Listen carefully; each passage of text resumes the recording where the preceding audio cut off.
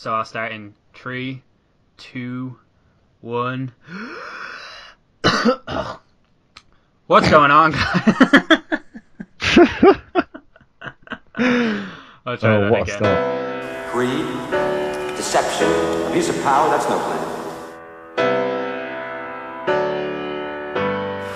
I'm the enemy.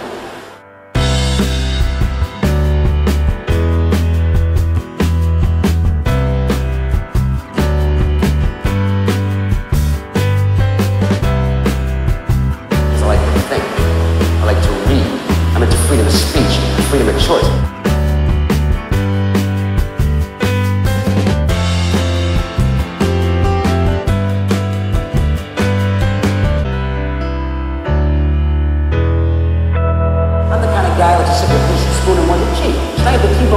With a jumbo rack of barbecue ribs with a side order gravy fries. I want high cholesterol. I want to eat bacon and butter and buckets of cheese, okay? I want to smoke a Cuban cigar the size of Cincinnati in a non-smoking section. I want to run through the streets naked with green jello all over my body reading Playboy magazine. Why? Because I suddenly like to be able to need to, okay, pal? I've seen the future. You know what it is?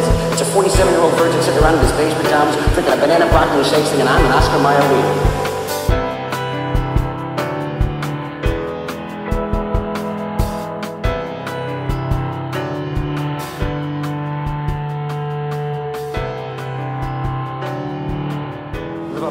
Toast with what he wants, when he wants, how he wants. Your other choice? Come down here, maybe start with it. And I got bad news. I think he wants to kill you. No power in the verse can stop me.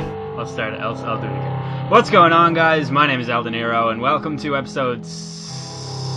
Fuck. What are we on? 88. Is it 88? I thought it was... say 88. I was about to say 78. Jesus. No, I'm pretty sure last week you said 87. Wow, we're that close to 100, huh? Eldonoro Nonte. Let's have a look. That's surprising. Yeah, 87 last week. Whoa, Terrifying mysteries. This is 88. That's crazy. Alright, so welcome to episode 88 of the Midnight Hour. I'm joined today by Jack. Hi, hello, how are we doing? Today we're going to discuss his topic. He came up with it, messaged me about it this morning. Yeah, I came up with it all by myself. And so we're going to talk about, let me just get this straight, let me just read the message. The good things that Hitler did. Okay. It's going to be a long episode. We're going to talk about lies, damned lies, and statistics, as Marilyn Monroe once famously said. If you can't handle me at my statistics, you don't deserve me at my lies. No, it was of course Einstein who said, no, just kidding. Ha! I fooled you again. It was Mark Twain. I have been bamboozled. You have, yeah. Mark Twain is just an absolute quote machine, and I respect that. I think he's an amazing thinker, and but as we'll find out in this episode, none of them are actually attributed to him. Mark Twain has the rare distinction of being the only guy that's ever actually accurately quoted. Unlike, I believe he has the rare distinction of having been the only person to have actually ever said anything. Yeah, that's true too. Because I know I never say anything useful or helpful. You once said, "I've been not Jack." Yes, I've been Jack, and that was a great moment. In the middle. Yeah, that was. I think that was the moment that a little bit of me died. That was so funny. I don't know what you were trying to do, and that's what makes me laugh so much. I have no idea. Like, part of me died, and it folded up inside itself, and then came out of my mouth, and that was just all that there was. Yeah, it is definitely interesting. So hey, check out the subreddit, you guys. Yeah. I should probably post, but I should probably use a different account, because God knows none of you should see anything that I post about normally. It's all the stuff that Hitler did that was good. Was good, yeah. It's funny, like all the threads you've started are stuff like, did you know it was the Nazis who found out that smoking was really bad for you? Stuff like that. Just saying, I'm not trying to, influence anyone's opinion here. Just saying, we should keep that in mind. Yeah. No, but the Nazis did some bad stuff. They did do some bad stuff. Yeah, that is. I believe that is a true fact. Yeah. Right there. Yeah. We come not the only with true statistics facts that will be included in this episode. Yeah. It is funny how many facts we've probably made up, while like really powering ourselves as a fact machine and like a bullshit like deducing or bullshit detecting machine. Like we think we're great at being like actually, but in fact we probably say lots of made up shit. I'd say. So I would say that. I mean, there are some Russell Crowe facts out there that are on the border of being true. They are entirely true. Well, it's not provable that they're false. So that's the. No, I mean, on the internet, if you say it on the internet, that does mean it's real. Yeah. That is completely a fact. Usually, if it's a black and white picture of some nice scenery and there's a quote with a name attributed to it, it's definitely true. That's sort of how the internet works. Oh yeah, that's exactly how the internet works. My personal favourite is if it's a picture of Taylor Swift and it's a quote attributed to Taylor Swift, it's definitely what she said and definitely not a quote from Hitler. I love the because that was a thing on Pinterest for a while. I love you're the second person in 2 podcasts to mention Pinterest to me, and I will be honest, it's a thing that I occasionally come across when I'm looking for pictures of things that I want, and it never lets me look at the picture. It's always like, sign up to Pinterest. Sign in, yeah. And I'm like, no. So yeah, no, that's fair. I don't blame you. Were you also looking for pictures of Lady Gaga cradling a pigeon? I made all of that up. That's not what I was looking for. We're off to an absolute sterling start with the lies. Yeah. Just sets the tone for the rest of this podcast. Yeah, it's been a pretty good start. I will say, though, seriously, have a look at the subreddit. I know Reddit's not for everyone. Certainly not for me. If you look at my thing, there's only one subreddit that I ever post on, and that is the Midnight Hour, which is relevant. And it's all shit posts. It's all shit posts, yeah. Every single one of them is me slagging myself off under an alias. Eldenoro Nonti. Eldenoro Nonti, yeah. But, check out subreddit. I like it. I'm very active on there. I love reading the comments on there. I should be more active. You should be. Yeah, you should be. Check out our merch. Go buy some Midnight Hour merch. Because that's a thing that a lot of people did at Christmas. I don't know why I did that. Okay. A lot of people at Christmas bought merch. That was good. That was nice. Do more of that stuff. Do more of the giving money. Yeah, it's coming into summer now. It's not all black. We've got white t-shirts. There's grey hoodies on there. Duvet covers, stuff like that. So, shall we move on to the topic, or have we got any more shite talk to get out of the way? I think this entire podcast is going to be shite talk, really. That's all it's ever been, hasn't it?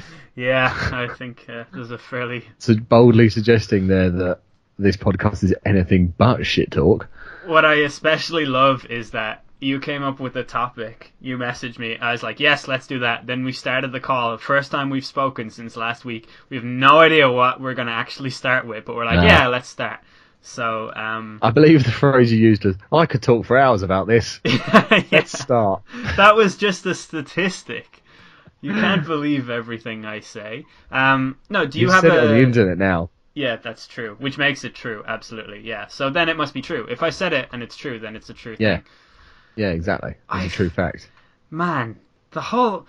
just somebody incessantly repeating the word fake news, which is 2 words, not 1 word, the term fake news, and sort of raining it down upon the zeitgeist of the mass media that we consume.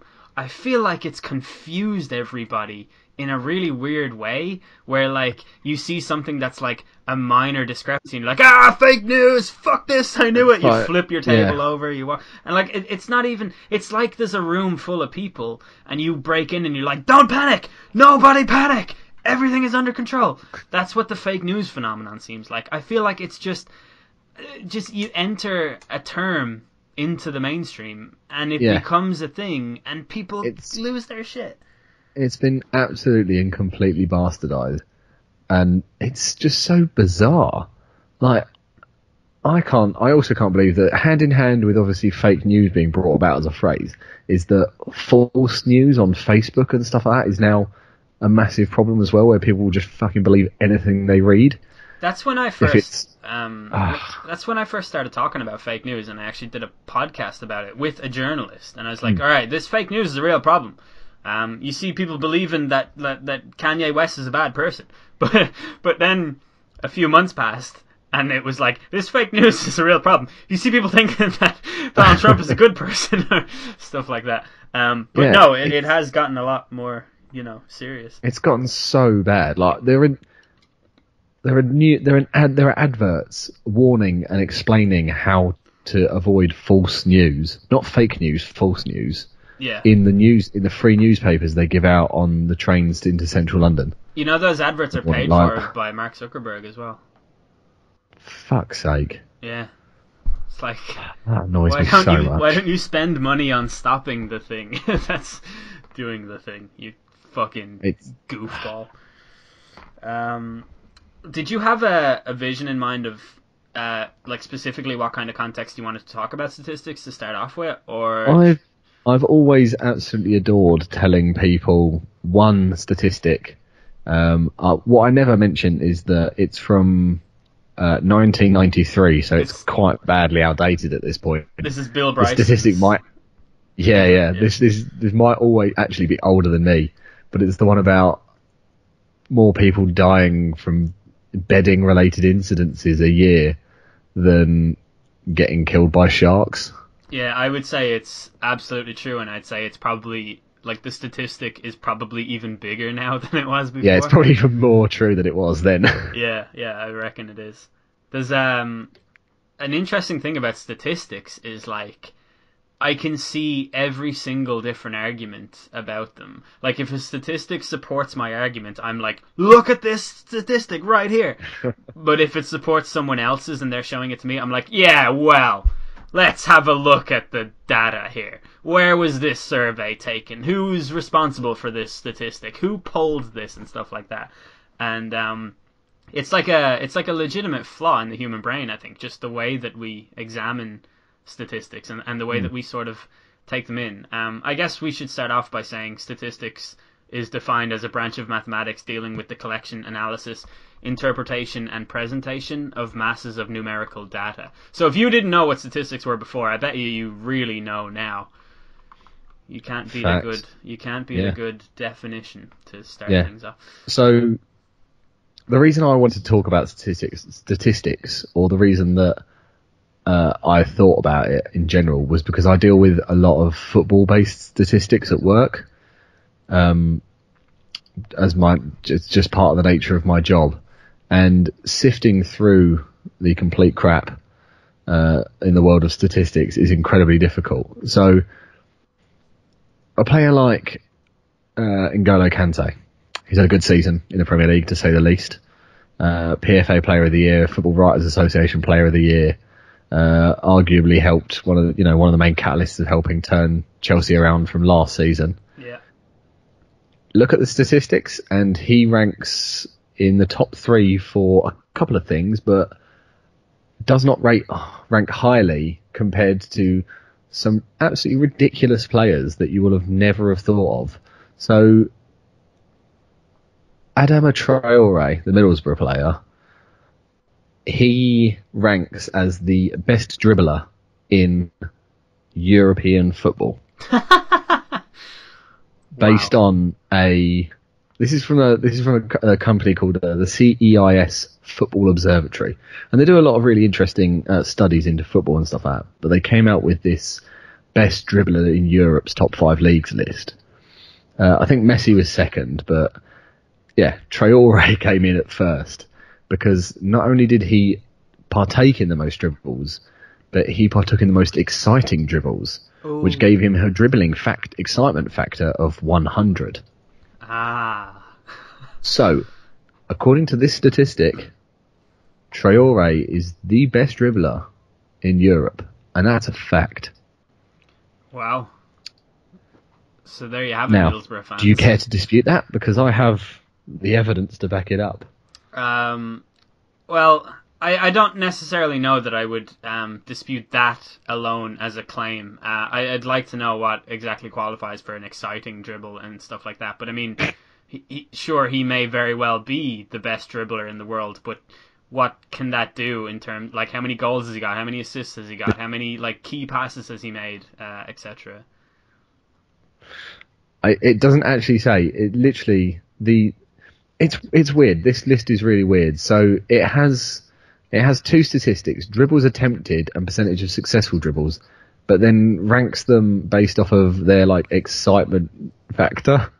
Yeah. So, but a lot of I saw tons of newspapers at the time running with "You'll never guess who's been declared the best," and then just explained the out of 10 list and never explained what went into figuring it out. Yeah. So send that to fandom 101, really. Yeah, exactly.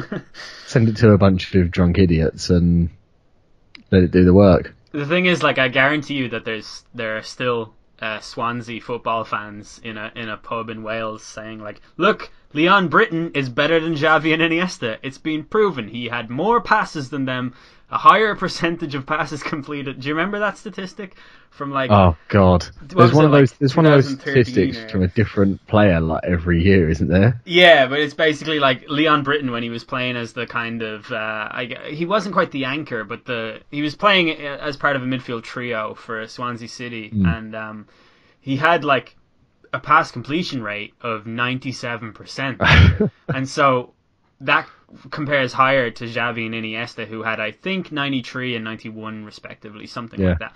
And then when you analyze, like, basically Leon Britton's passes, a really, really large chunk of them were backwards. And it was like 97%, but like 3% of the passes he attempted were forwards.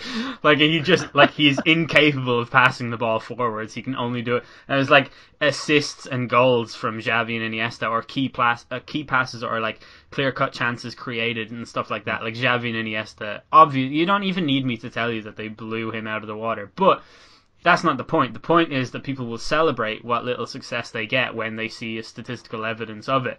And, like, yes, Leon Britton does have a higher pass success ratio than Xavi and Iniesta. Does that make him a better player? Absolutely. Yes. I mean, I've literally just gone on to Who Scored now, and I'm looking at the pass completion percentage for this season. With 94.3% pass completion rate, number one is a defender from Paris Saint-Germain, Presnel Kimpembe. Oh, yes. 17 appearances, 1,530 minutes played. Excellent. He is the greatest passer in Europe at the moment. That's a fact. There you go, yeah. I could do this all day. There are so many that you can go through and look at.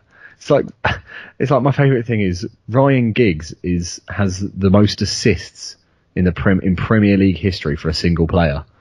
But that's also because he played about 700 games in the Premier League, which is the most by a single player in the Premier League. He played 700 consecutive seasons, didn't he? That's pretty impressive. Yeah, I think so. I think he was playing in the Premier League before it even started. Yeah, I think it was like 1498 when he made his debut for Man United, so that's pretty good. Yeah.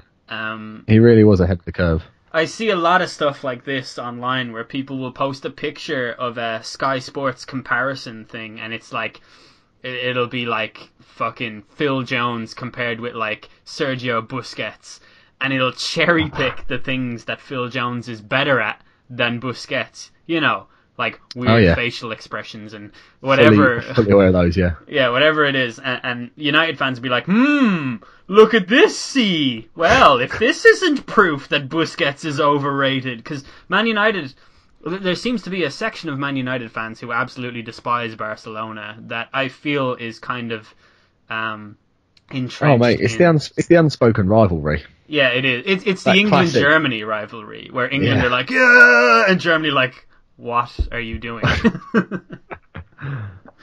Yeah, it's weird. I love those one-sided rivalries. And it's like, United have that with Barcelona, and therefore every now and then you'll see Man United compare the odd player here and there with Barcelona players. And that is why the people who think Cristiano Ronaldo are better than Messi, like every single one of them supports either Real Madrid or Manchester United.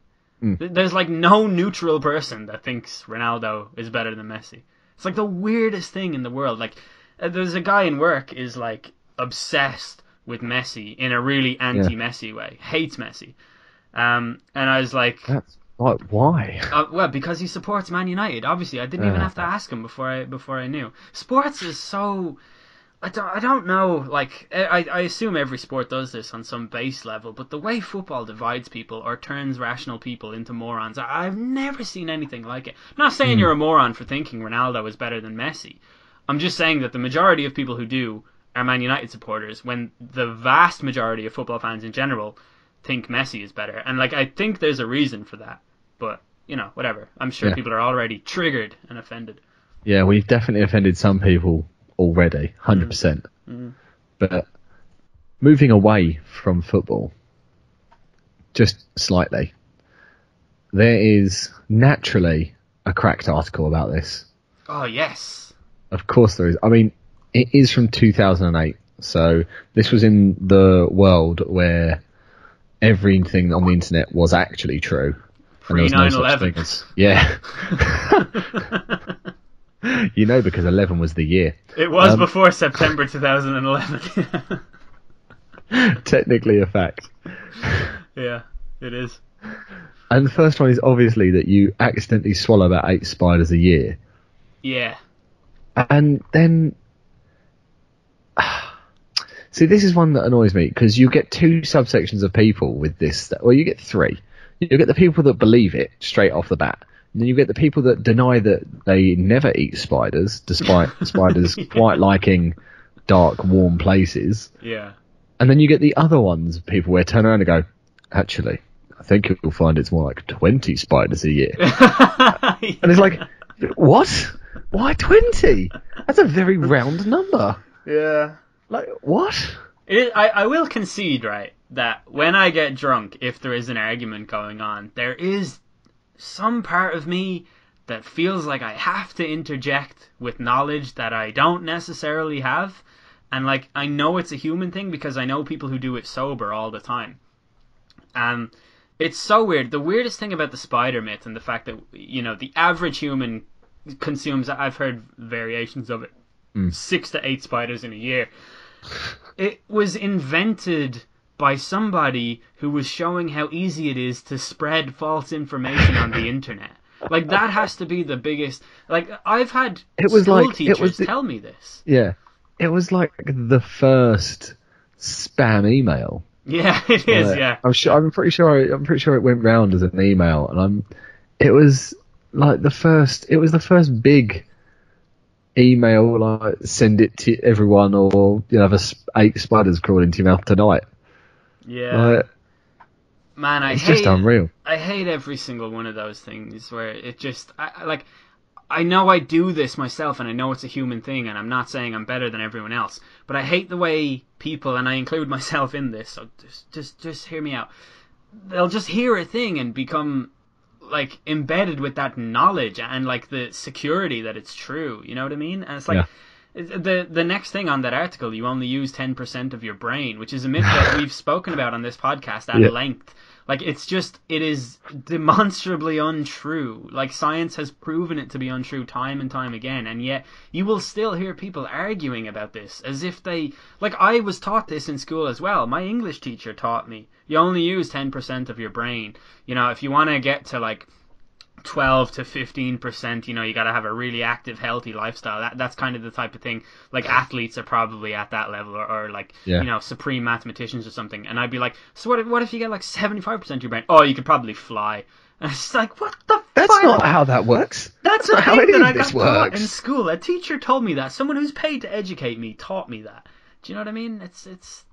I mean, that is, like, the 10% thing is so bizarre. Yeah. I feel like, I mean, I liked the concept of it in terms of I enjoy the concept of it to a degree in terms of films and stuff out. Like, I quite enjoy the film Limitless. I enjoy it too. It's a great movie for you to only use the 10% of your brain required. Yeah, exactly. Yeah, Yeah. it really is a 10% of your brain film. It is.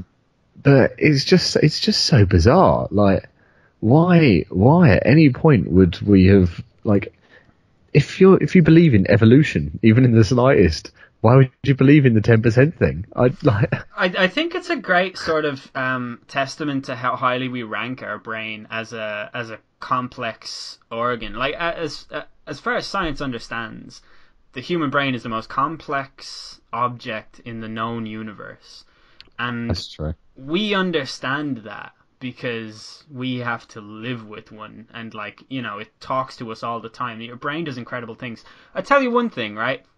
I was in the shower earlier and I was singing the song Carousel by Blink-182, and I came out and I put on Spotify and I started listening to Soap by what's her name, Melanie Martinez or something like that.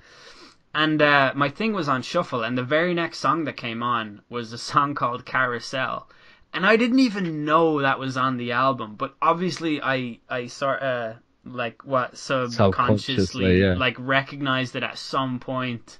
Like, it wasn't knowledge I was able to recall straight away, but it was in there in my brain, because I must have glanced at it at some point. Just that's the first thing that came to my head. That's not me saying the brain is great, look at it. But, like, we understand how great it is. So, like, it's good that we know that we can access more of it. Like, we all know what things we can do to elevate our like, plane of consciousness. You know, like a healthy diet, exercise, an early night's sleep, or even a good night's sleep. It doesn't have to be an early night's sleep. Like, all these things, they help our brain to fire on all cylinders, and when that happens, like, we do excel. We do become more creative and just better as people, and, like, it's good that we know that. But come on, the 10%. Yeah. No, it's just a fun way of thinking. Like, you know, it's we're so attracted it plays to into easy the whole way what out, if thing as well. Yeah. Yeah, exactly. Yeah. It plays so nicely into the what if thing. It's unreal. Yeah, it's like a really nice way of us thinking, like, well, I could be better easily if I just took this pill. But I can't, because the rest of my brain's locked off by, you know, nature. Bloody nature's the reason for me being stupid. How dare it? Yeah, exactly. I read a quote earlier by someone named Madeleine M. Kunin, who was an American diplomat, and she said, I kind of am having a hard time believing there was an American diplomat that was a woman in the 50s and 60s, so I just have to double check that it is in fact a female. Either way, this person said, statistics do not convey emotion. They shock us for a minute or two, and then we click again. And I think there's something really true to that. There was Joseph Stalin famously said, the death of one is a tragedy, but the death of millions is a statistic. Yeah. And there is something about statistics that kind of desensitize us to the severity of a situation. I don't have any examples of that in my head right now, but I think like a good place to start with that would be like 9/11, right? The planes flew into the towers. There was over 2,000 Americans dead, right? Since then, the American government has spent billions and billions and billions of dollars bombing the shit out of the Middle East. And to put it lightly, yeah. I read the amount, and it's another bad thing about statistics is our inability to recall them accurately. But basically, they've spent over $1 million per citizen in their country at the moment on revenge for 9/11. Dear Lord. If you think the level of funding they could do to, like, even at a really base level, right? Look, we're probably not going to cure cancer in the next 5 years, and there is no one simple cure to cancer. So, like, forget, like, throwing lots of money into something like that. Something simple like heart disease that kills, you know, so many people every year. Or even, like, addiction, alcoholism. If you could fund some programs that help to curb addicts and their habits and like educate people and stop overcrowding your prisons and like all these things, like you could put that money into things that would better society like palpably and visually and obviously. But you don't think about that because the fact is 2,000 people were dead. You got to get revenge. There's like something about numbers that get to a certain point where we're just not able to comprehend in a rational and logical way, I suppose. Yeah, like you are right. There are so many things that they could have spent that money on. I mean, education for a start would have been a nice thing to spend that money on, or addressing the ever-growing obesity epidemic that probably puts more strain. I was going to say their national healthcare system, but they don't have one. Yeah. Which probably puts more strain on the underpaid doctors. I'm going to guess they're underpaid. I'm just making a wild assumption here. Yeah. It probably puts more strain on their doctors and, their country in general, just because of the amount of people that can't or are unable to. I feel like being able to keep yourself in a healthy way that does not mean you have a heart attack at 40 somehow limits your country quite a lot. Yeah, exactly. And it's like 60% of the adult population. Yeah. Which is appalling. It's on the same level as that's a good statistic actually. That might not even be real. 60% of the population. Yeah, I'm pretty sure you made that up. Yeah, probably. I remember, like you said, I remember hearing it somewhere, and it's just buried its way into my brain as the gospel truth. It's so fucking hard to break away from that, isn't it? It really is. I'm so guilty of it. Yeah, same. I'm so guilty of it because I actually really like facts and small facts and tidbits and statistics. Yeah, same. So when I hear one that I think is good, it's kind of just burrows its way in. Yeah. It stays there. Yeah. The obesity epidemic in general is interesting. I don't necessarily know that numbers are getting in the way of people's understanding of that, but definitely people hearing the figures doesn't resonate with them as anything problematic, right? Yeah. I'm reading a book at the moment called The Hungry Brain by a guy called Stefan J. I don't know how to pronounce his second name. Guyane, I'm gonna guess. He's a French neuroscientist, and he basically proves in the book that obesity has nothing to do with willpower. It's not like the idea that fat people, they're so gluttonous, they're so greedy, they just cannot stop themselves from shoveling food down. That's literally not true. That's not how it works. There are so many different things that influence the human brain, and it's like part addiction, it's part several other things. But people don't recognize that. We are obesity as an epidemic. Even just the word epidemic doesn't scare. It doesn't people, mean anything to anyone. Yeah, it doesn't make people realize that this is not just a case of a few people being greedy and because every movie villain that's fat, they don't even have to have any other defining trait. They're just fat, so they're automatically bad and a villain. Yeah. It's I don't know, we have a really lazy attitude towards fat people in that we perceive them as being lazy and inactive and all these things. But yeah, that's a real problem in our inability to understand statistics because, you just said, 60%. I don't know what the obesity levels are in Europe, but they're the highest that they've ever been in the history of the world. You know what I mean? It's pretty obvious when you consider the amount of multinational corporations and conglomerates that are in charge of creating food that they pack with salt. People who moved from cigarette companies into food companies after cigarettes got taxed too heavily. It's really not that hard to figure out that they figured out how to sell food to people and make them get fatter and stuff like that. It's not I'm not negating personal responsibility from it. I'm saying that there's a whole lot more to it. And when I get really deep into the book, I'll explain it in the podcast because it's very technical, and I need to every time I read a chapter, I have to go and read about it and find out everything. But it's just statistics just really, they either influence you highly or they don't influence you at all, and it's really interesting. Our nature with our relationship with mathematics in general is sort of vague at best. It's I think vague at best, and it's just I don't know how. I think you've put it quite well, but I don't know how I can add to that more than what you said. But it's just like I said, I really enjoy facts and statistics and stuff like that, and it's so easy to get caught up in letting one statistic or one set of statistics adjust your perception of things. Yeah. That can be tough as well. Yeah, I mean, I think definitely. I mean, it's not something I'd say I'm actively working on, but working where I do has definitely opened up my eyes to just how fickle statistics can be.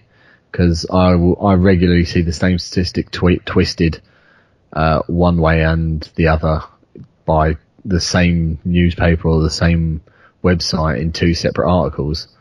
Yeah. And it's just like, the way news media actually present information, and I'm not talking about like the upper echelons of, like the Financial Times and the whatever. I'm talking about like the Sun, the Daily Mirror, and I'm talking rags. I'm talking specifically about sports because that's kind of, whenever I get into a discussion about statistics and stuff like that, I think just the easiest way to boil it down is with sports. It's like the easiest way we have of communicating what we're talking about. But there's an article like every year about an England manager saying he may call Januzaj up to the team, right? Like, no, he won't. No England manager will ever call Januzaj up to the team. They would never call Arteta or Almunia or any player not born in Britain who's lived in England a sufficient amount of time to have British citizenship. And the reason is that the home nations, Wales, Northern Ireland, basically Great Britain. Well, no, the United Kingdom, because Northern Ireland is included, right? So everything within the UK, they have what's called a gentleman's agreement, whereby to call somebody up with British nationality, they have to have completed 5 years of education from a young age in that country. So, like, if you think about it, right, everyone in Britain has a British passport. Sure. So if you were to go by that way of just, well, it's a British passport, now he's a British citizen, then why can't Scotland call up any England player that doesn't want to play for England? They can't, right? Because they're not Scottish. Same reason that Wales can't fucking call up, Wayne Rooney to their team. That's not how it works. So Arteta, Januzaj, Almunia, all of these players, they cannot play for England. They never could have played for England. It is not possible for them to play for England, and yet every fucking year there's some bastardized version of this story comes around. Yeah. And it's like Glenn Hoddle, like fucking not even him. Who's the fucking that guy that like brought you to the Euros and was laughably bad? Roy Hodgson. Roy Hodgson. Like, he doesn't even know that. He says, I may call Januzaj up. How has no one gotten in his ear and said, no, pal, you fucking won't. It's not going to happen. Like, it's just, I don't know, the way the news carries this information, and statistics is one of the main ways they do it, especially in sports. Like, it's always to do with statistics. Everything gets boiled down to statistics. Statistically, Wayne Rooney is better than, like, Jesus Christ, just use your eyes and look at him on a football pitch. It's not fucking better than anybody right now. No, that's true, and it's so bizarre. And I mentioned this to my mate the other day, that Wayne Rooney is the greatest English football player that we've probably ever seen, based on statistics. Yeah. It doesn't feel that way. It doesn't feel like it should be that way. Like, watching him play over the last few years, if you'd never seen him play in his prime, you never would say that. No, absolutely not. And it's just, like the statistics, and it links in nicely with, you saying about Roy Hodgson and stuff like that, and reminded me of, I can't remember who it was, but there was a commentator watching a Chelsea match and referred to Victor Moses as a young English talent. Oh, God. Ignoring the fact that he's A, 27, and B, Nigerian. Yeah. Like, there's some... I feel like it's partly linked with the fact that he's... I can't remember who it was. It was one of the commentators, but he's in his late 50s, early 60s or something like that. It must be partly because he's old and he's got this bias of hearing. Like, he's also stuck in that kind of thing where he's heard someone say something, and it would have been years ago, but he will have dredged that up for whatever reason in the heat of the moment, saying that. Yeah. But also the fact that then when it comes to things like that, and there's players that have been around for a long time, or like Moses has been bouncing from club to club, not doing much, he could have slipped under the radar for a lot of people a bit. But it's like, I mentioned to someone the other day that Oxlade-Chamberlain, he's 24. And it feels like he's been around for years. It does. If you had asked me how old he was, I would have said 27, 28. And I think there's just this weird perception of bias in football as well, based on time, because players don't spend a lot of time playing it at the top. Like, you think it's so bizarre to me to see players that are younger than me popping out kids and making, $100,000 a week. I fucking hate it. But then they're in the middle of their career. I'll hit the middle of my career when I'm in my 40s. Yeah. They're at the middle of their career when they hit 21. Jack Wilshere is only 25. Yeah. Isn't that shocking? That dude has another so 7 years of Premier League football ahead of him. It's so bizarre. Yeah, it's crazy. Like, you could list off so many players and it's like, holy fuck, he's only that old. And don't forget that at 35, Zlatan's 35. Yeah. My dad had only just become a father, was only a father for about 2 years when he was 35.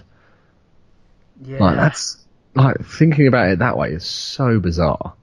And yet you've got Raheem Sterling and they're popping out 6 kids by the time they're 22 because they're making $140,000 a year. He only actually has 1 kid. That whole he has loads of kids thing is just a weird lie that found its way into the world. The national consciousness, apparently, just like me. Yeah. Another bias like that to move away from football that I've been sort of fighting for the last however many years is the idea that my generation are the worst. We're lazy and we've lost a kind of what's the word? We've lost what it means to be a true whatever. We've lost these important values and stuff. We don't understand what it means to respect authority and things like that. And one of the statistics I read, I don't actually have it in front of me, and I'm not sure I can recall it. But the number of teenage pregnancies right now is lower than it has ever been in history. Yeah. And I feel like that is not something that is understood by the previous generation, because the amount of times I have been lectured about my generation, and you wouldn't believe how often it happens. I don't say this because I carry around some kind of axe to grind. I actually get told this by people in authority all the fucking time. Generalizations about my generation are, it's rampant. It's ridiculous. The number of times that I have to defend my generation using things like statistics, the teenage pregnancy thing, the fact that crime is at an all-time low across the board, or the fact that traffic accidents are down. No one in your generation knows how to drive. Motherfucker, people in my generation don't know how to crash. It's all of this stuff, it does my head in, and it's just sort of understood by certain people, they just don't have the values and all that. These are words that people use to ascribe a certain type of bias that I don't think they fully understand, and it's ultimately a tribal thing where they're separating us and them, and they're saying they don't appreciate, they don't have respect, they don't blah blah blah blah blah, and it's have you ever shown any of those things to this generation in the first place, or are you just immediately from the off, are you attacking them for things that you perceive? On top of that, my generation is faced with the most expensive rent, even when adjusted for inflation, in the history of the planet. The price of rent in Ireland right now is higher than it's ever been in the history of the entire state. It's as long as Ireland has been a country, rent has never been this high, even when adjusted for inflation. And people are still telling me shit your generation, they don't move out of the house till they're motherfucker, I'm not a millionaire. I can't afford it's €1,200 a month to rent a 1-bedroom in Dublin. I know. So it's unreal. Yeah, ask my bollocks about your fucking buying a house with your first mortgage for 30 grand when you were 18. Yeah. That's bizarre. I've never actually heard it peddled to me myself, but I've heard it and seen it online and stuff like that. People saying, when I was your age, I had a house, and it was because you could fucking afford it. Yeah. I'm making X amount of grand more than you were at this stage, adjusted for inflation, and I can't fucking afford it. Yeah. Like, and then your generation ruined the world for mine. So. Yeah, Jesus. Yeah. Like, this is definitely not my fault here. Yeah. I was born into an unstable world. Yeah. And then it crashed before I could even get to having a job. It's something that I take such a militant stance on it because, like, it's something that I've been hit with on so many occasions. Like, I used to drink in this pub where it was mostly older guys, and I would constantly be lectured about the fucking misbehavings of my generation. There was one time, and I'll never forget this because it's probably the most just outrageously ignorant I've ever seen a person behave. That's not true, but I just took this so personally. I wear, like, nearly every jumper I own has a hood on it. In fact, I'm pretty sure every single jumper I own has a hood on it, except for my Drake Christmas jumper, which I'll never wear again. But I was getting up, I was leaving, and I drank my pint, I put it down on the table. I stood up, I put my hood up, because I was putting my jacket on. Obviously, you pull your hood up and you put your jacket on over that. And then hood back down, yep. Yeah, so this is like maybe a 4-second motion at most. And this guy goes, "Is it raining or something?" And I was like, "What?" And he was like, "Is it fucking raining? Why have you got your hood up?" And I was like, "I'm putting my jacket on." And he walked off and, like, shook his head in, like, you know what I mean? And I was just so angry. And, like, that's definitely a generational thing. There's no way he would have said that to, like, someone who had been his age. I should clarify, the guy was, like, in his late 50s, early 60s. But, like, there's just no way you would accuse anyone else of putting their hood up. Like, it's like, and even if I am wearing my hood, like, what's it to you? Like, fuck off. But maybe what does it matter? Oh, man, shit like that. Like, they never publish statistics about good things that are happening or ways that the world is getting better. Like, I reckon the fear of crime right now is higher than it's ever been. I used to work with someone who would constantly talk about how dangerous the world is now, and that was always the term used. The world is such a dangerous place now. It's like, actually, no. Statistically, it is safer than it's ever been. Like, I don't understand why people are like that. I don't get the... I mean, I get why that people seem to think that it's worse than ever, like crime, because it's just better reported than ever. Yeah. Like, we're in a world of mass media, and social media makes it so easy to see everything going on around you. Like, I can hear about within minutes of a shooting that went on somewhere in America that prior to, several years ago, no one in this country ever would have heard of, and I can hear about it within minutes. Yeah. And find live updates, videos, photos of the scene, of the aftermath of it happening. Like, we're more connected than ever, and as a consequence of that, unfortunately, not only do we see the good, we see the bad. Yeah, we see mostly bad too. That seems to be like the main thing that the media is bottling at the moment and selling to us is fear. Like, they're sowing seeds of fear in, like, every single avenue. Everything is a reason to be afraid now. And even when you go towards the alternative media, like, I guess the media has been sort of maybe overly, not quite liberal, but overly politically correct in the last while, that they're not reporting on certain things that they should be. And so when you go and seek that other information, it's like, it's this same level of fear-mongering, whether they understand they're doing it or not. Like, it's, statistics about, say, what's happening in Sweden at the moment. You get, like, so that they're accepting refugees from Syria because, I mean, Google pictures of Syria now and you'll understand why people are fleeing. Yeah.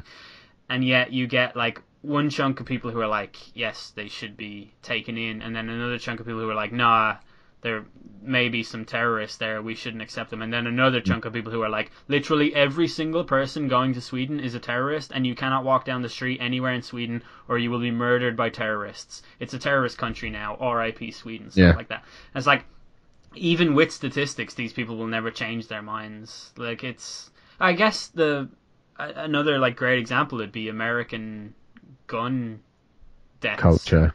Yeah. Oh, yeah. Yeah, like, and I've said it before, but America is everyone can moan and complain about the amount of guns in America and throw out the statistic that there's 4 guns for every man, woman and child, or legal guns in America. Yeah. or I've heard between 2 and 6 for that statistic as well. But they're too far gone. Like it's a fact.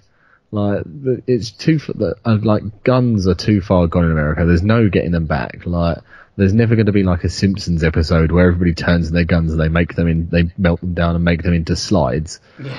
Like for kids, it's never going to happen. Like that's just how things are there now. I hear so many people like that I respect, and they're saying, "Look, it's the Second Amendment. You like, if you're changing this, then you're setting forth you're setting forth like a template for constitutional change that makes me uncomfortable because I feel like free speech has to be protected, and if you change this, then you're setting a precedent for other stuff to be changed."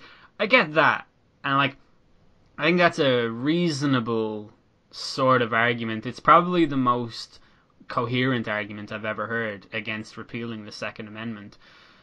But just when you look at the statistics of the number of people who are killed by guns in America and like compare it to literally any other country, like it is a problem. It's like I don't know, 60% of homicides are by, well, this is from 2012, but 60% of the homicides in America were death by guns. But also, there's a really large, I think it's like 35%. Again, it really does suck that we're doing an episode on statistics and none of us can accurately call a fucking statistic. But it's like 35% of actual gun deaths are suicides. And like, it also really upsets me that that's not explored. Like, because people are like, oh, well, if you take away their guns, they're going to kill themselves anyway. Like, no, they're not. It is proven scientifically that that's not the case. Like, they fucking... You change the color of a bridge from, like, blue to red, and that makes people commit suicide less. There are, like, all sorts of things that go into the impulsive decision by a person to kill themselves. Like, for example, suicides mainly take place on a Wednesday because it's the middle of the week, and it's at that point that a person can go, oh, fuck it, I just cannot do another 2 days of this shit. Yeah. And then they kill themselves. Like, the people in England used to kill themselves using those ovens, the gas ovens that Sylvia Plath killed herself with.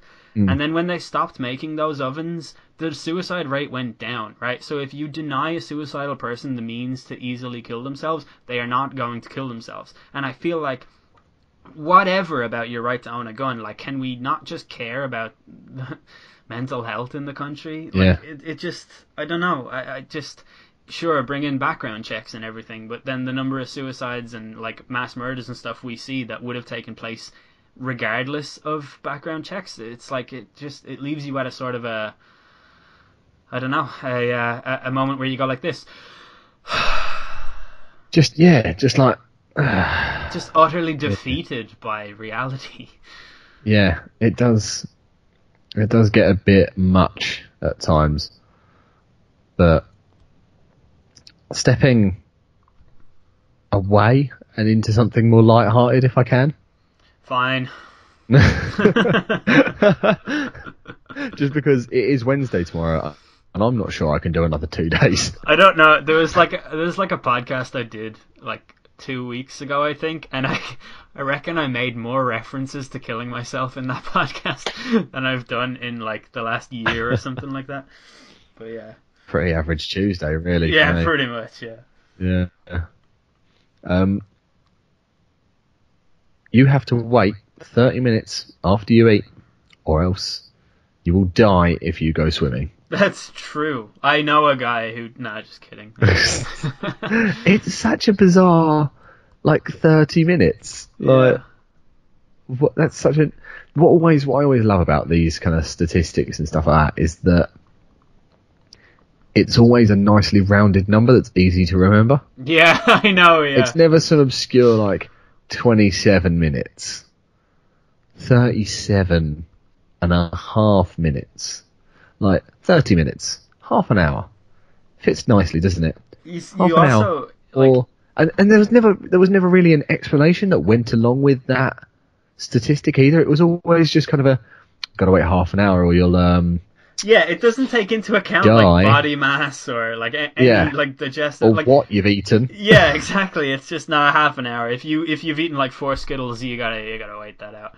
But there's another way that we do that as well with, like, you know, when you're watching movies. I think there's a thing in... Oh, you haven't seen Breaking Bad. Fuck. There's a thing in Breaking Bad where, like, Gus Fring, he takes some poison and he can only have it in his system for, like, an hour before he can take the antidote. Something like that. But it's like as if the poison is going to go... right, lads, 59, let's get in there. Do you know what I mean? 59, 58, 57. How long is it till we can kill this guy? 55, 54. Like, yeah. It's just, that's bizarre. Yeah. Like, but then,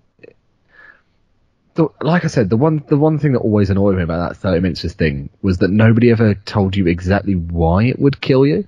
Yeah. And it was like, oh, so you'll drown. But why will you drown? Will you sink? You get No, cramp. that's ridiculous.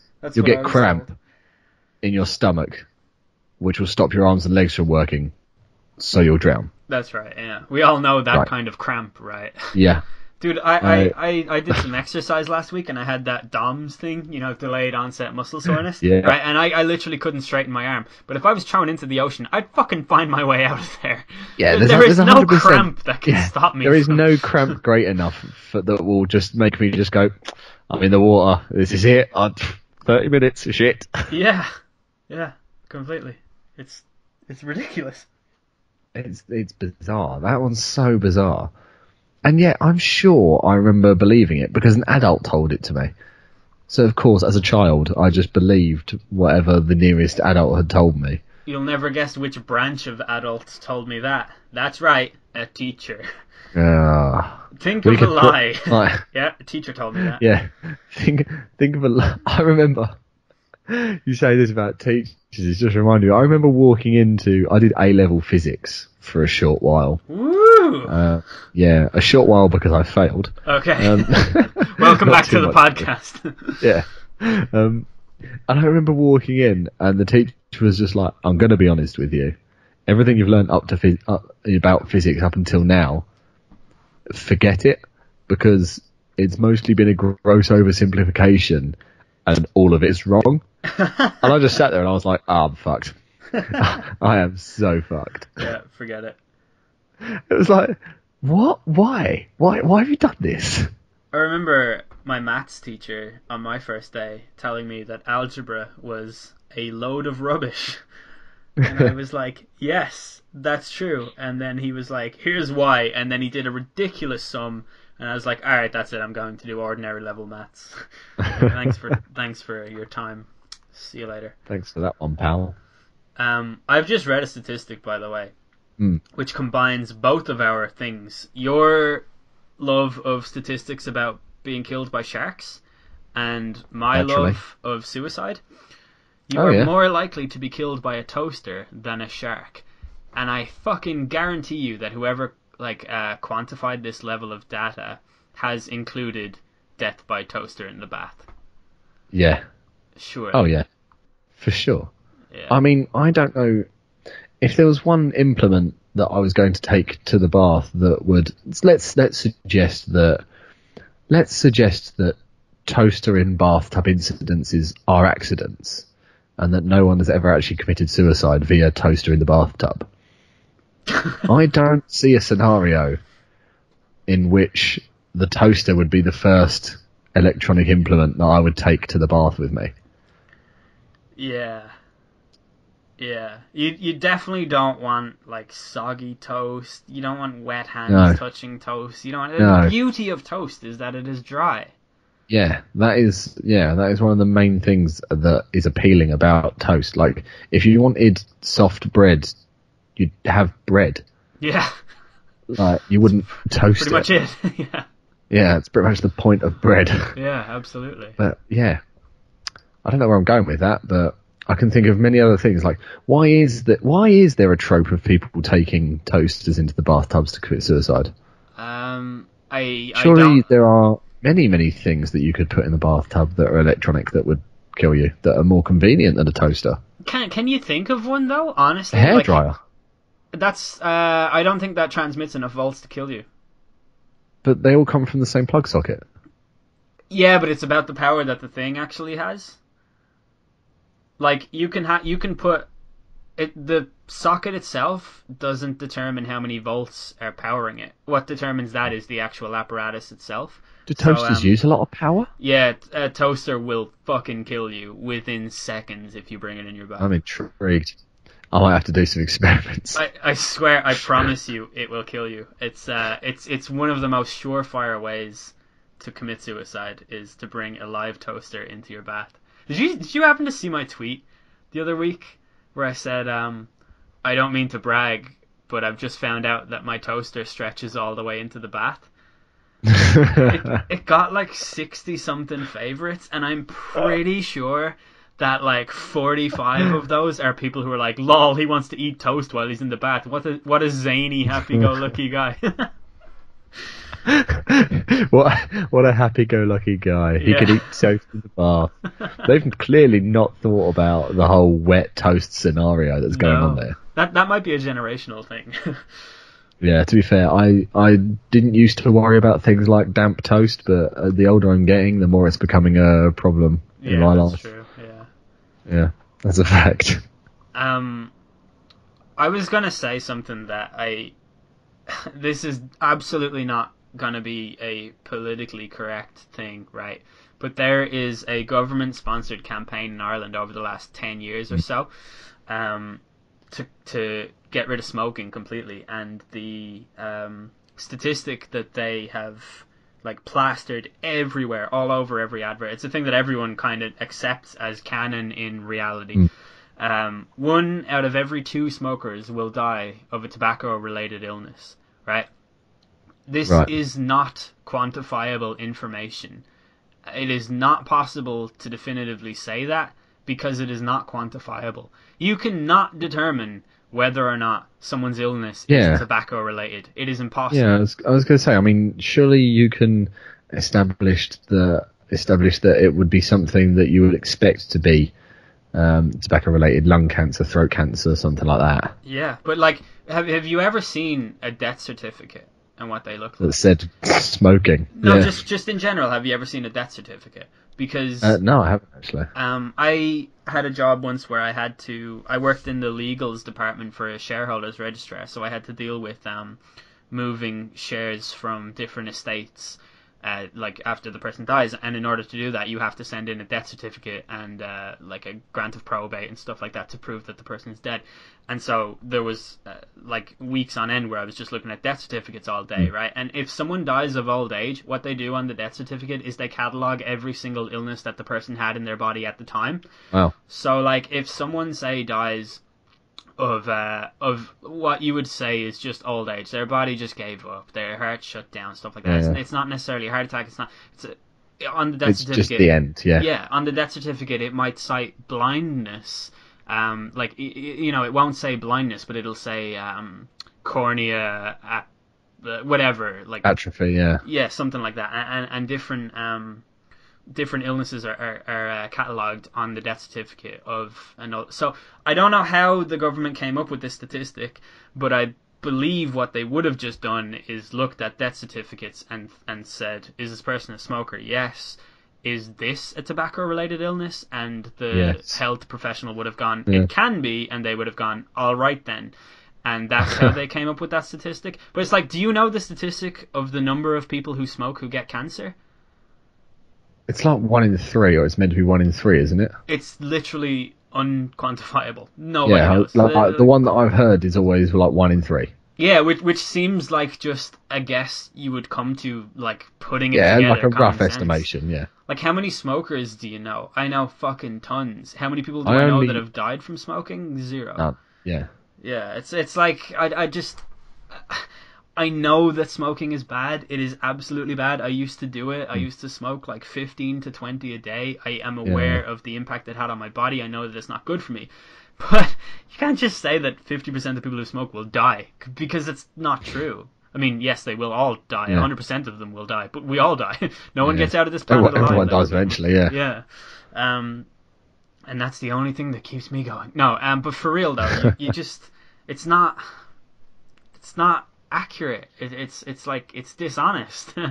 You know, it's well-intentioned dishonesty, in my opinion. You can't be going around saying stuff like that if it ain't true, and that's, I don't know. It's like, it's not politically correct to say, because I'm not trying to say smoking is good, but I do think that there's a coherent argument to be made for the fact that we don't truly know how bad smoking potentially is. Yeah. Like, it's just kind of, it's not necessarily a grey area, but it is one that we just don't fucking understand. I think it would be fair to say that smoking, much like alcohol and anything else that's, you know, any other drug essentially, is not good for you. Yeah.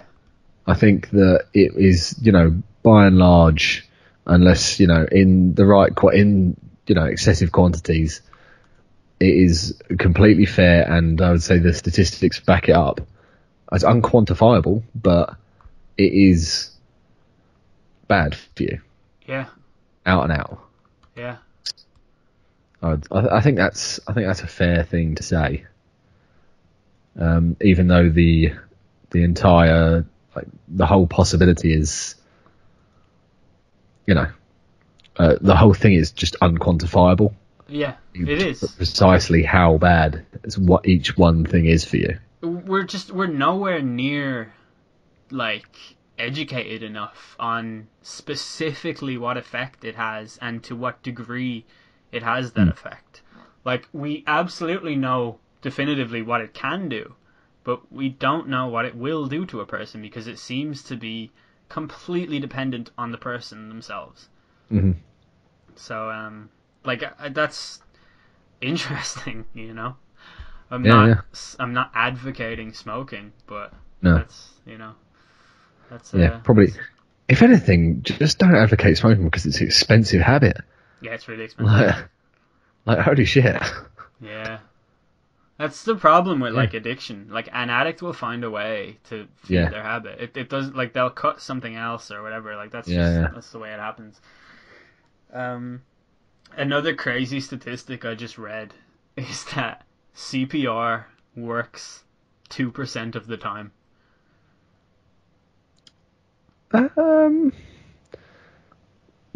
Like, what I'd like to know from that statistic how is they got that how many information. times. Yeah, number one, where did you get that? Yeah. But mostly, like, does that count CPR by trained professionals, trained amateurs, someone who thumped on someone's chest a couple of times and gave up because they failed? Like, how? Surely you.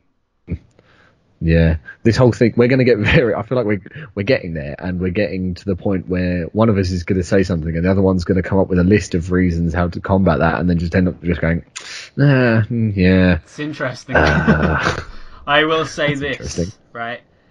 A Japanese study of more than 400,000 people who experienced out-of-hospital cardiac arrest, published in the JAMA on March 21st, 2012. Approximately 18% of those who were administered CPR and epinephrine. Yeah. Is that like the adrenaline they stick straight into your heart? Yes, I believe so. They did achieve spontaneous circulation, but fewer than 5% survived 1 month, and fewer than 2% survived 1 month with good or moderate cerebral performance. Okay. So, if an average adult keels over in the street, is found unresponsive and pulseless by a bystander, and is administered CPR while a 911 call is made, the odds that such a person will emerge from the eventualities of the resuscitation effort healthy and with a normally functioning brain are 2%. So, it's a comprehensive study. 400,000 people. Yeah, I would say that's pretty comprehensive. Yeah, I'd say that's probably way more comprehensive than either of us could have perceived. Yeah, like expected. Yeah, I would have thought 30 people. Honestly, I would have been like, yeah. So yeah, basically that's if that's you a bloody good stat. Yeah, if you receive CPR and you survive more than a month afterwards, you are literally in the 2%. Yeah. That's nuts. That's crazy. I am the 98%. I will be when I get the hands on that toaster. Yeah. I'm going to leave a note that says, "Don't you fucking dare resuscitate me." I don't want to be part of the 2%, Mum. As if you could resuscitate someone who died from electrocution anyway. Yeah. Hey, well, if anything that films have taught me is that if I fall into the bathtub with a hairdryer, I will actually just be able to read women's minds. Yes. So that's a retro shit post of a meme, that one. Mel Gibson, isn't it? Yeah, that was a Mel Gibson film. What Women Want. Yeah, written by a man. Yeah, naturally. It's actually, that movie I used to adore that movie, and I thought it was so charming and so nice. And it's really not, though. It's actually one of the most sexist films. Yeah, like I remember really enjoying it when I was younger as well, and then I watched it again recently. I was like, "Fucking hell, what is this?" Yeah, it's distractingly like bad. It's just it's what women want inside of the brain of a man. Like literally, that's what it is. It's absolutely outrageously fucking biased and just it's just terrible. Yeah. I can't disagree. Yeah. But I've just been reading some more statistics as well, and this is now my new favourite one. You are 7 times more likely to date a supermodel than getting a royal flush in a game of poker. Fucking hell. So the odds of dating a supermodel is 1 in 88,000, according to this picture on the internet. And the odds of getting a royal flush are 1 in 649,000. That is... Have you ever heard the statistic about, like, the odds of a fucking deck of 52 cards? Oh, yeah. You've seen the one on... I think Stephen Fry read the number out on QI once, and it was ridiculously long, like stupidly long. It's basically like, for those of you that just didn't get that random QI reference, yeah, it's like if you shuffle a deck of cards, the likelihood is that nobody in the known universe has ever held a set of cards in the order that you have them in your hands right there and then. Yeah, that's how many like combinations of suits and numbers from the 52 cards there can be. I used to know how to actually calculate all of that stuff, and in my head what you do is you multiply 52 by 51 by 50 all the way down to 1. Yeah. But I'm not sure. I think that just gives you the number of potential outcomes, but then to find out the likelihood of ever achieving that, you have to do something like, it's like 52 by the power to the power of 51 or something like that. I can't remember. I don't know, but that's reminded me of the other stat that was like there's more grains of sand on Earth than there are stars in our universe. No, that's not what it is at all. Is it the other way around? It's for every 1 grain of sand on Earth, every 1 singular grain of sand that you can barely pick up in your finger, there is 10,000 stars. Oh, just that's such a ridiculous. Yeah, it makes me sad. Where it makes me did feel that start? Like, it makes me feel cold and empty inside when I think of that statistic. I just like, who's thought they'd figured out how many grains of sand there were on this planet? I know, yeah. Like, that's the most bizarre. Lads, I've done some digging, quite literally, and I've done the maths. Turns out this shit is everywhere. I think you'll find. I think you'll find that there are 10,000 stars. And when it gets to that point, though, sand. you're just dealing with like estimates, aren't you? Like quantitative and qualitative methods and stuff like that. Like, it just gets insane. Yeah, like it's like the people. I liked the things people like talking about compressing all of the water in the world and making it into a planet or something like that and sending it out to space and it being smaller than the moon or smaller than Pluto or some shit like that.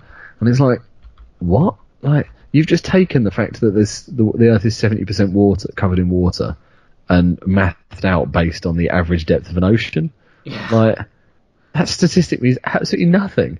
It's like, and then why am I seeing this tweeted out by a science Twitter account with a picture of Pluto? What the fuck's going on? Anyone who fucking follows that I love science thing or whatever, like, nah, you don't. You love being told that you're smarter than everyone because God isn't real. That's pretty much like the main. But you know that there is a body of water floating through space it's the largest. It's like 20,000 times the size of our ocean. Yeah. Like, did you see? I saw. I think it was NASA released some information. It was either today or yesterday that there is a cloud of gas has just been discovered in space that's twice the size of the Milky Way. Fuck. Like, I can't even comprehend the size of the Milky Way, let alone a cloud of gas that's twice the size of that. Yeah. How mad is that? Me and my friend Dr. John, who is an actual doctor, we recorded an episode about the Fermi paradox and all about outer space and stuff. And I swear to God, I didn't sleep for like 4 nights after because I was just thinking about how ultimately insignificant every single thing that I can even comprehend is in comparison to the just this thing that we. Oh man, it blows my mind. I was just thinking actually when I was saying about I couldn't comprehend the size of the galaxy. Sometimes I look at clouds and wonder how big they are. Like, what am I on about? I can't figure out how tall a nearby hill is just by looking at it. I don't figure out what 2 times the size of the Milky Way is. That means nothing to me, that statistic. It sounds big. I'm going to guess it's big. If I see like a really tall guy sitting down on a bus, I will not know how tall he is when he's standing up. I could not figure that shit out. That's just not going to happen. Nah, not at all. I want to just recall, I believe I said this statistic on the very first episode of this podcast, and by very first I mean the second, because I just remembered that the first one was actually the Guilty Pleasures one. Yeah. But spiders and the fact that, you know, the Black Widow is the most deadly spider. Yeah, like, I don't think anyone has even been bitten by a fucking Black Widow in the last like 20 years. There's like less than 1 deaths in America due to spider bites, and I think it's the exact same statistic in Australia too. If you want the actual one, go back and listen to episode 2 of the podcast. I feel like I feel like that was the stat that was like there's not been a spider bite related death in Australia since like 1987 or something like that. Yeah, I think that does sound eerily familiar. Yeah. So basically, smoke all the cigarettes you want and bathe in spiders while you eat them in your sleep, because and don't forget to toast them first. Yeah, in the bath. I think that's everything I've learned from this episode. Yeah, same. I definitely learned that I'm going to be taking up smoking again because I can afford it now, so I have nothing else to worry about. There's no other reason why you shouldn't. No, exactly. Are we done? Do we have any other little? I think I'm out of fun facts. I think I'd like to say this. Wikipedia, in the statistics section, there is a bracket called misuse, and the main article is misuse of statistics. But it gives a little bit of advice on what to do when you are presented with statistics. And particularly if you are skeptical of them. Ask, who says so? Does this person have an agenda? How do they know? How did they source these facts? And do they have the sources available to them? What's missing from these statistics? So have a look at it yourself. See if Adama Traore is the most exciting dribbler, and find out, is there anything else to add to that? Any end product whatsoever, or any semblance of quality coming from the substitute of a team who just got relegated? Did someone change? Did someone change the subject? And does it make sense? Is their conclusion consistent with what you already know? And if you follow those 5 steps, you too will be an exciting dribbler. Do you get it? Because you dribbling involves steps too. You get it?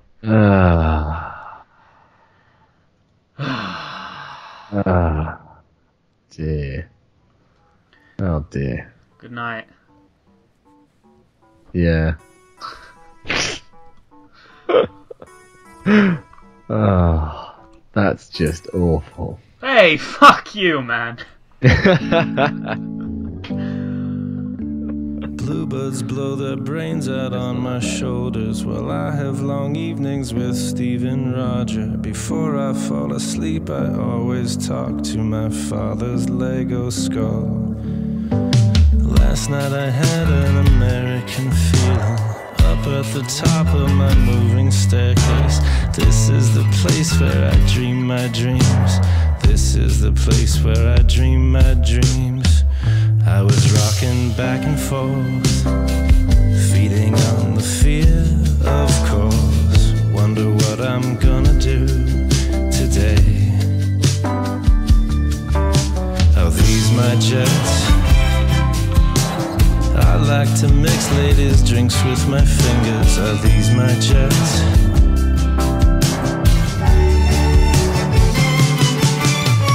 Seems like every day somebody from college comes by to tell me his life is in ruins. I like to tell him my stories from college and how I was so lonely.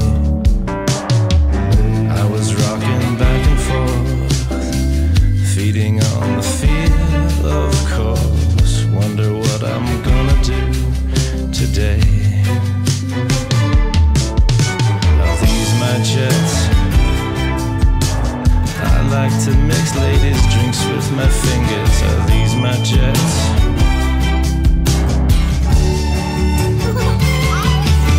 Oh no,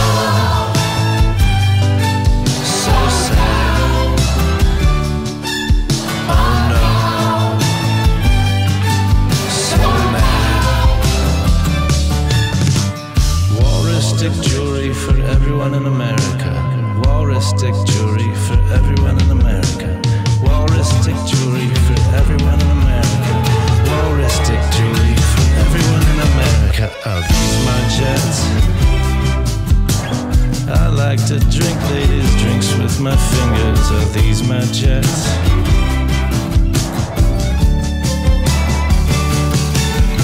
Are these my jets? I like to drink ladies' drinks with my gingers. Are these my jets?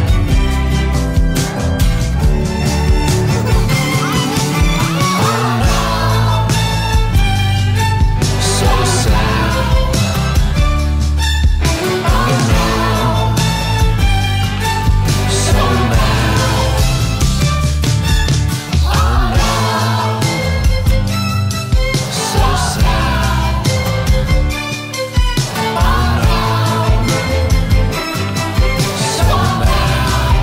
These are my jets. Esta la joya que los prometí, la verga de la moza. Esta la joya que les prometí, la verga de la moza. Are these my jets? Walrus-stick jewelry for everyone in America. Are these my jets? Walrus-stick jewelry for everyone in America. Boom! That's how you do it. Alright, get out of the way. Get out of the way. No, that's what I'm saying. No, it's a Check it good out. score. Let me get in there. No. You try to beat that. That's Give a it a good score. shot. Let me see. Go ahead. Let it on the credit. Sure.